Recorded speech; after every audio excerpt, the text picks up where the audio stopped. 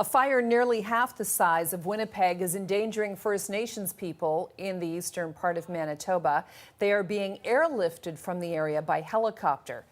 Already this week, there have been more than 1,500 people from 4 First Nations evacuated. Then today, hundreds more. The CBC's Cameron McIntosh was the only reporter allowed on one of those airlifts last night, and he joins me now live. Cameron, walk us through the evacuation process. What is that like?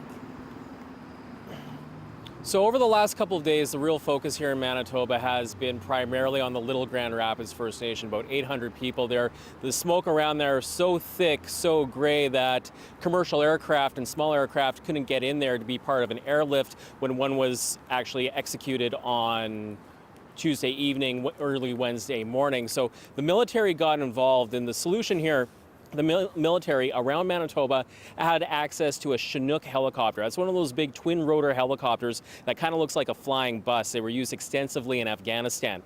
One of those was deployed into Little Grand Rapids. It could get through the smoke, and it started picking people up, 30 people at a time, and transported them to Red Lake, Ontario, about 160 kilometers to the east.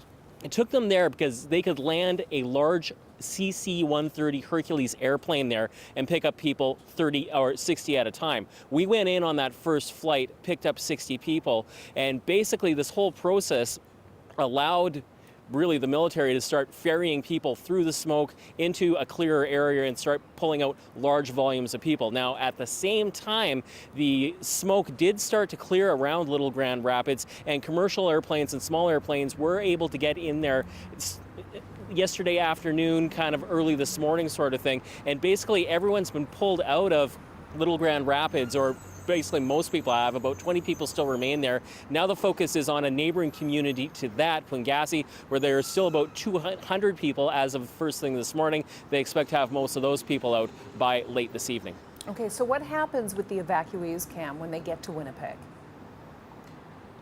Yeah, so the latest number we have from the Red Cross, which is coordinating all this, is about 1,800 evacuees from northern Manitoba. Now, this is generally 4 communities, the two that I just mentioned, and 2 others that have smaller numbers of evacuees. They're being brought into Winnipeg here, where they check in with the Red Cross. Now, one of 2 things happens. Either they can go stay with family and friends, and a lot of people have that here in Winnipeg, or they can be put in a hotel by the Red Cross for an indefinite period of time. Now, most people are being told that they'll likely be out of their homes for 1 to 2 weeks before they can actually go back, if they have something to go back to. We know in the case of Little Grand Rapids that some buildings have burned down, though we don't have an accurate count or a dependable count right now on just how many. So all of that right now is being determined.